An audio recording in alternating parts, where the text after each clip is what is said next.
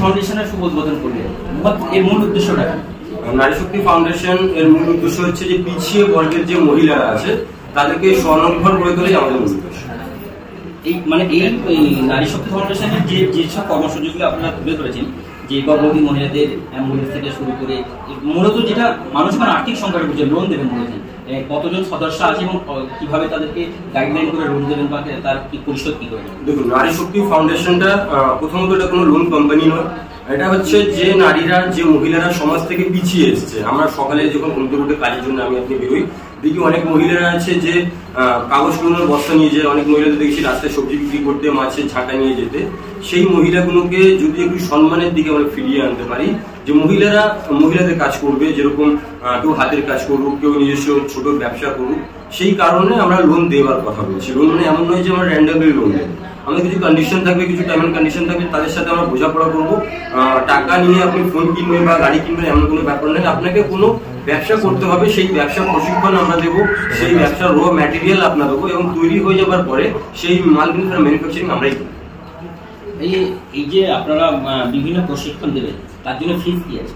না, এটা একদম বিনামূল্যে। আমাদের এখানে একদম সেলাই কাজ থেকে, কাটিং থেকে শুরু করে, সেলাই থেকে শুরু করে, আমাদের পুতুল বানানো, হাতের কাজ, ছবি আঁকা, ছাতা ফিটিং, এরকম বিভিন্ন কাজ। মহিলাদের যেরকম পুঁতি টাকা হয়, মাথার ক্লিপে পাথর টাকা, সব রকম কাজ আছে যেগুলো প্রশিক্ষণ দেওয়ার আমরা প্রশিক্ষণ দেবো। দেওয়ার পরে সেটাকে শিখিয়ে তাকে কাজ করিয়ে র ম্যাটেরিয়ালের ব্যবস্থা আমরা করে দেবো এবং ম্যানুফ্যাকচারিং করিয়ে আমরা সেই মালটা আমরা কিনে দেবো। এবার আপনারা ভাবছেন যে নারী শক্তি ফাউন্ডেশনে এত মাল কিনে স্টক করবে, এটাও একটা কথা। এই নারী শক্তি ফাউন্ডেশনে আমরা হচ্ছে শুধু আমরা যে বড় কোনো প্রজেক্ট নেবো তা না। কোনো মহিলা যদি বাড়িতে বসে ভালো ছবি আঁকতে পারে, সেই ছবি আমরা কিনে নেবো, ফ্রেম করে আমরা সেই ছবি আমার কাছে রেখে দেবো।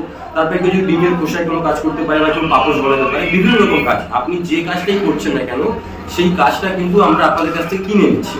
নিয়ে শুধু হাওড়া জেলা নয়, পশ্চিমবঙ্গের বিভিন্ন জেলায় যেরকম বড় বড় শপিং মলগুলো আছে বা যেখানে মেলা বসে বা যেখানে মার্কেটগুলো আছে, সেখানে আমরা নারী শক্তি ফাউন্ডেশনে ক্যাম্প করি। করে আমরা একদম দেশি প্রোডাক্ট, কোনো মেশিন ছাড়া, ব্যবহার ছাড়াই কিন্তু আমরা যেটা হাতে বানানো হবে এবং মহিলারা বাড়িতে বসে করবে, সেই মাল আমরা মানুষের কাছে তুলে দেবো। তাতে করে কি হবে, যে মহিলারা বাড়িতে বসে থাকতো তারা কিছু হাতের কাজ করতে পারবে এবং সেইটা আমরা বাজারে বিক্রি করে যেমন আমার এলাকার নাম উন্নত হবে, তেমন মেয়েরাও স্বনির্ভর হবে। কতজন সদস্য আছে? ইতিমধ্যে আমরা 113 জন মহিলাকে আমরা পেয়েছি যারা আমাদের সাথে কাজ করতে চাইছে। আমরা বিগত 3 বছর ধরে কিন্তু কাজ করছি। 3 বছর ধরে কাজ করতে করতে আমরা ভাবছিলাম যে 7 মাস ধরে প্ল্যানিং হচ্ছিল আমাদের যে আমরা এটা কি নাম দেবো বা কাজটা আমরা কিভাবে করবো, কি করতে চাইছি।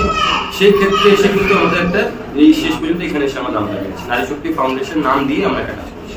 এই মহিলাদেরকে স্বনির্ভর করার ব্যবস্থাটা নিচ্ছি, যে ট্রেনিং এর ব্যবস্থা আপনারা বলছেন, স্টিচিং থেকে নিয়ে শুরু করে টোটাল ম্যানুফ্যাকচার, এই ম্যানুফ্যাকচারগুলো আপনারা করবেন?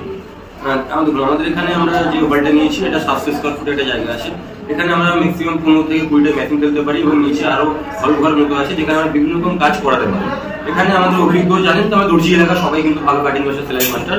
আমাদের এখানে পাশে নারী শক্তি ফাউন্ডেশন সিইও বসে আছে, ইও ভালো কাটিং সেলাই জানে। এরকম কিছু মহিলা টেলার আমরা রাখবো যারা এখানে কাটিং শেখাবে এবং সেলাই শেখাবে। শেখানোর পরে আপনারা এখানে যদি মনে করেন যে আমরা একটা লেডিস টেলার করবো, সেই লেডিস টেলার আপনারা শুধু জায়গা লোকেশন দেখবেন। আমরা দোকানে যদি কোনো দোকানের ব্যবস্থা আমরা করবো, সেই দোকানের মেশিন থেকে শুরু করে আপনাদের খদ্দর পর্যন্ত আমরা করবো। এবং যদি আপনারা মনে করেন আমরা একটা বুটিক খুলতে চাই, আপনি মাল তৈরি করুন, করে নারী ফাউন্ডেশনের ট্যাগ লাগিয়ে আমাদেরকে দিন, সেই মাল আমরা বাজারে আমরা নিয়ে যাবো। এই আজকের দিনে কি বার্তা দেবে মহিলাদের জন্য? আজকে কোনো পিছিয়ে পড়ে আছে, আজকের দিনে বার্তা দেবো যে আপনারা শুধুমাত্র রান্নাঘরে আটকে থাকবেন না। আমরা দেখেছি ভারতবর্ষের বাইরে মেয়েরা প্লেন চালাতে, তাদের দেখেছি ট্রেন চালাতে, 25 টাকা 30 টাকা লরি চালাতে। শুধুমাত্র আমাদের ভারতবর্ষ এমন একটা জায়গা যেখানে মহিলাদেরকে আমরা বলি সমান সমান, কিন্তু রান্নাঘর থেকে আমরা বের করতে দিই। আমরা হসপিটালে গেলে নারী ডাক্তার খুঁজি, আমার যখন স্ত্রীর বাচ্চা হবে আমরা নারী ডাক্তার খুঁজি, কিন্তু আমার বাচ্চাকে আমার মেয়েকে আমি কলেজেই পাঠাতে চাই। এই সমাজটা আমাদের পরিবর্তন করতে হবে, নারীকে সামনে আনতে হবে, নারীকে আগে আনতে হবে। এই যে আপনি যে বলছেন, এই যে প্লেন, একটা মহিলা প্লেন চালাবে, মানে শিক্ষা একটা বড় বার্তা। এই শিক্ষা নিয়ে আপনারা কি কাজ করছেন? দেখুন, শিক্ষা নিয়ে যদি বলতে চাই, আমাদের প্রাইমারি স্কুল যেগুলো আছে গরমের জন্য 3 মাস ছুটি, কিন্তু সেই পাড়ায় আমি কোনো সরকারি, আমি নারী শক্তি কোনো সরকারি কর্তৃত্ব করছি। রাজ্য সরকার, কেন্দ্র সরকার সবাই বলছে আমরা মহিলাদেরকে টাকা দিচ্ছি, এই করছি, তা করছি। কাউকে টাকা দিতে হবে না। আপনি আপনার স্কুলে গরমের ছুটি দিতে হবে না। একটা এসি লাগিয়ে দিন, দেখবেন স্কুল ছুটি হচ্ছে না, আপনার বাচ্চারা স্কুলে আসতে পারছে। সেখান থেকে আপনাকে ওই যে ঠান্ডা ফ্যাসিলিটি সব বন্ধ করে দিন, আপনি স্কুলে ফোকাস দিন। আপনি একটা এসি লাগান মাত্র 30,000 টাকা খরচা, সেই এলাকায় অন্য কোনো নামে কিন্তু আপনি লাখ লাখ টাকা খরচা করছেন। আপনি স্কুলে একটা এসি লাগিয়ে দিন, আপনাকে ইলেকট্রিক ভাড়া দিতে হবে, আপনি সোলার প্ল্যান্ট করুন। আমরা নারী শক্তি ফাউন্ডেশন নিজের টাকায় সরকারি স্কুলে সোলার প্ল্যান্ট করবো, স্কুলে ছাদ ফাঁকা আছে সোলার বসিয়ে দেবো, সেখান থেকে সূর্যের আত্মীয় বিদ্যুৎ তৈরি হবে, সেই বিদ্যুৎ এসি চলবে, স্কুল ছুটি থাকবে।